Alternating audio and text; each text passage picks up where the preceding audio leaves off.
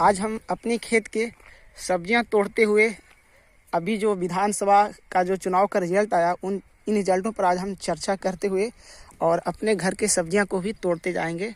दोस्तों, कल जो बिहार का जो रिजल्ट आया है बहुत ही दुखद रिजल्ट है, बहुत ही अफसोसजनक है और ये बिल्कुल धांधलीपूर्ण जो रिजल्ट आया है। ये धांधली तो चुनाव से बहुत पहले से जो है ये जारी थी। ये चुनाव आयोग, मेरे कहने का मतलब चुनाव आयोग के द्वारा। दोस्तों, ये जो मुख्य चुनाव आयुक्त हैं वो बिल्कुल बीजेपी माइंडेड है, बल्कि बीजेपी के ही द्वारा बैठाया हुआ आदमी है और इस वजह से ये सारी घटनाएं घट रही हैं। जब तक केंद्र में मोदी की सरकार रहेगी, मेरे तो अब नहीं लगता है कि विपक्ष कभी भी बिहार में सरकार बना पाएगा। ऐसा चुनाव आयोग, चुनाव अधिकारी हमने कभी नहीं देखा हूँ। ये तो बिल्कुल सिर्फ और सिर्फ बीजेपी की भाषा बोलता है। तेजस्वी और महागठबंधन के नेताओं के प्रति कितना अपार समर्थन था, हजारों की भीड़ उमड़ती थी। सारे भीड़ में, सारे लोगों में एक जबरदस्त उत्साह था। लोग जो है तेजस्वी के नारे लगा रहे थे, तेजस्वी जिंदाबाद, तेजस्वी की सरकार आएगी। कितना अच्छा जो है माहौल था कि सारे लोग यही उम्मीद बांधे थे कि जो है माननीय मुख्यमंत्री तेजस्वी यादव जी अब बस जस्ट बनने वाले हैं और जल्द ही बिहार में सरकारी नौकरियों की जो है पिटारा खुलेगा।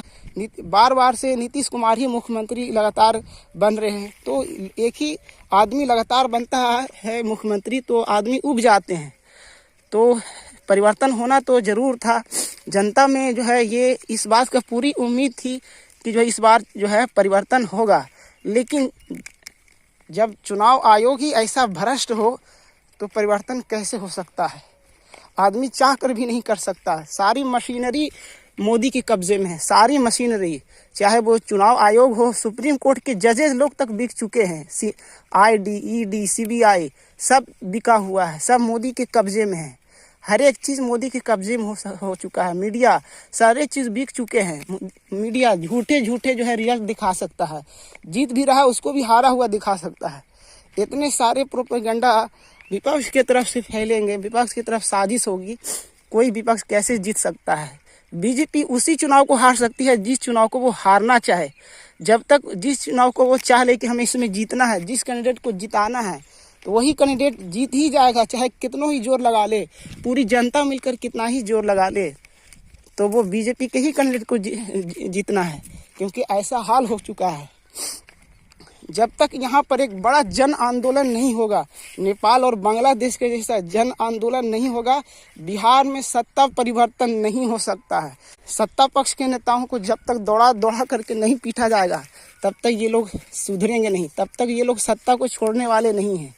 लोग बेरोजगार ऐसे मरते रहेंगे, सड़कों पर लोग नौकरियां मांगते रहेंगे और पुलिस के द्वारा बर्बर तरीके से लाठियां बरसते रहेंगे, लोगों को जेलों में ठूंसा जाता रहेगा। तो ये बहुत ही दुखदपूर्ण रिजल्ट आया है, बहुत ही ख़राब रिजल्ट है। हमें तो दिल से जो है ये अफसोस लग रहा है कि ऐसा रिजल्ट भी आ सकता है कि तेजस्वी यादव के कैंडिडेट जो है मात्र 88 ही जीतते हैं, उनके 88 विधायक बन पाते हैं। ये बहुत ही दुखदपूर्ण रिजल्ट आया। ऐसा तो हो ही नहीं सकता है। कोई भी जो है बिहार वासी ऐसा बिल्कुल नहीं सोचे थे। खुद बीजेपी के नेता ये उम्मीद लगाए थे कि हमारा जो गठबंधन है NDA वो 160 जा सकता है, यहाँ 200 के पार चला गया, 208 तक पहुंच गया। तो ये बहुत ही अफसोसजनक चीज़ है। ये बिल्कुल ये तभी हो सकता है जब आपने सेटिंग कर रखा है पहले से सेटिंग क्या है, चुनाव के वक्त सेटिंग हुआ, रिजल्ट में सेटिंग हुआ, पूरा धांधलीपूर्ण रिजल्ट दिया है। तो जब तक इस तरह से सेटिंग नहीं हुआ तब तक ये बिल्कुल जो है ऐसा हो ही नहीं सकता। यहाँ पर इस तरह की लहर थी बिहार में, यहाँ पर महागठबंधन की आसानी से सरकार बन सकती थी, आसानी से 150 से 160 सीटें आ सकती थी। लेकिन यहाँ पर जो है ये जो चुनाव आयोग के जो मुख्य अधिकारी हैं, है ना, वो जो बने हुए हैं वो बिल्कुल भ्रष्ट हैं। वो तो बीजेपी के ही आदमी हैं, वो क्यों दूसरा को बनने देगा? बिल्कुल नहीं बनने देगा। नेताओं में जो है कोई काम नहीं करेगा, अपने क्षेत्र में कोई काम नहीं भी करेगा, फिर भी उसका जो है जिता दिया जाएगा। कितना दुखदपूर्ण है बिहार, कितना इसी में तो बिहार पीछे चला गया। यहाँ पर जाति की राजनीति होती है, धर्म की राजनीति होती है। वो हिंदू वो मुसलमान, काम करके देखा जो दिखाए उसको वोट दिया जाए। सिर्फ जो है एक ही आदमी पद पर लगातार बने रहता है तो आदमी जनता भी ऊब जाती है, जनता भी परिवर्तन चाहती है, जनता काम जो दिखलाए बस उसको चाहती है। और कितना अच्छा हवा बना हुआ था, लेकिन चुनाव आयोग जो बैठा हुआ है, सपेरा बैठा हुआ, लोकतंत्र का डसने वाला सांप बैठा हुआ है, वो कहाँ से लोगों को जो है एक न्याय दिलाएगा। और हमारे देश की जो अदालतें हैं वो भी बस खामोश तमाशबीन बनी हो रहती है। अगर अच्छी अदालतें होती, तत्परता दिखाती होती तो क्या अदालतें इस पर संज्ञान न लेती? जरूर लेती। अगर अच्छी अदालतें होती, नेक दिल चाहने वाला होता कि लोकतंत्र को बचाने वाला होता। सारे हमारे देश में जितने भी सरकारी संस्थाएं हैं सभी लोकतंत्र को डसने वाले, लोकतंत्र को खत्म करने वाले हो चुके हैं। सब मोदी के आगे सरेंडर कर चुके हैं। अब कोई भी चीज़ें बची नहीं है। तो कैसे देश में विपक्ष की में राज्य में और देश में विपक्ष की सरकारें बन सकती है? तो अब इसके साथ नहीं, अब जनता को ही आगे आना होगा, जनता को ही जन आंदोलन खड़ा करना होगा।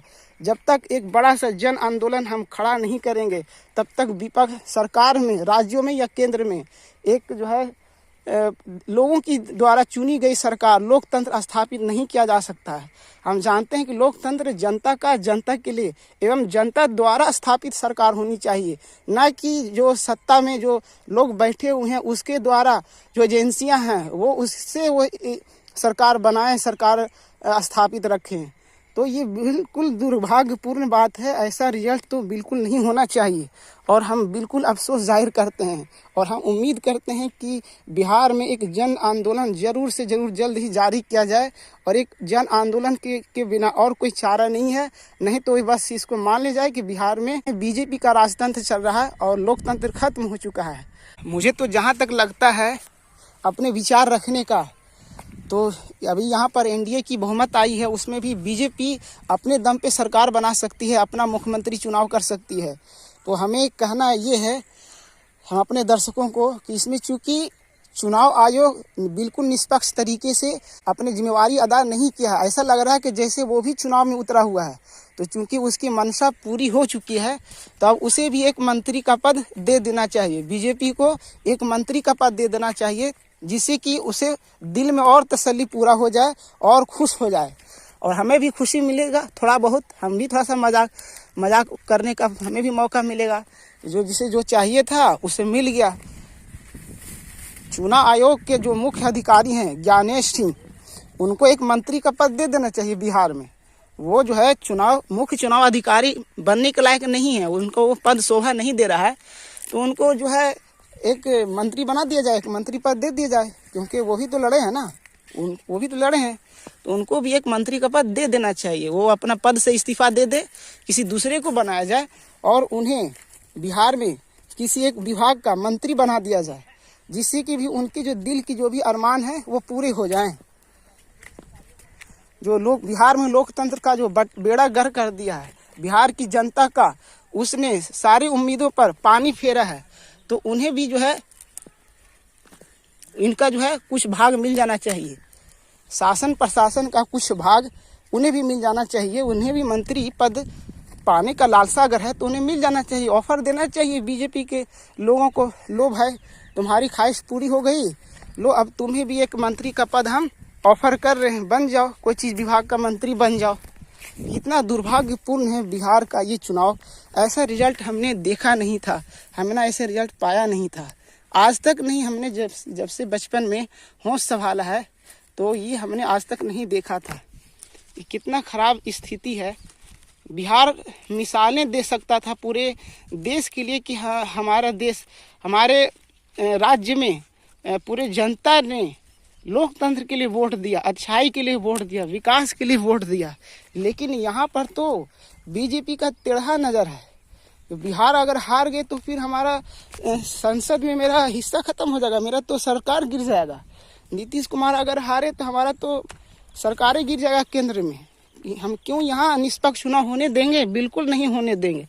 चोरवन लुटेरवन डकैतवन सब बैठल है केंद्र में, तो सरकार बने देती तेजस्वी यादव के, राहुल गांधी और महागठबंधन के नेताओं के सरकार थोड़ी ना बने देती।